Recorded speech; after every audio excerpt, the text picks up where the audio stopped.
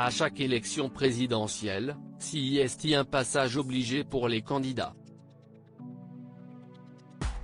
Le 8 mars dernier, la Haute Autorité pour la transparence de la vie publique a dévoilé la déclaration de patrimoine des 12 figures politiques en course pour l'Élysée. Dans celle-ci, on a notamment appris qu'Emmanuel Macron possédait 6 comptes en banque, que Valérie Pécresse était la plus riche et que Marine Le Pen avait contracté un énorme prêt. Comme l'annonçait France Info, la candidate du Rassemblement national a fait un prêt de 10,6 millions d'euros auprès d'une banque européenne pour couvrir ses dépenses de campagne. Cet emprunt, qui court sur 16 mois, a été fait auprès d'une banque hongroise, la MKB Bank Nyír. Interrogés par RTL, les responsables du parti de Marine Le Pen ont refusé de dire si Viktor Orban, le Premier ministre hongrois libéral, avait joué les facilitateurs.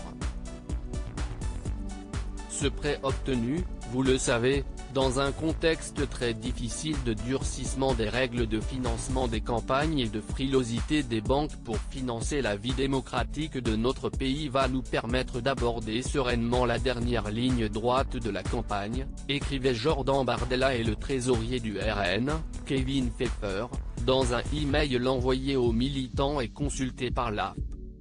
Marine Le Pen avait alerté Emmanuel Macron sur les difficultés de financement de la campagne présidentielle, avec des candidats confrontés à une quasi-impossibilité de trouver des financements auprès des banques.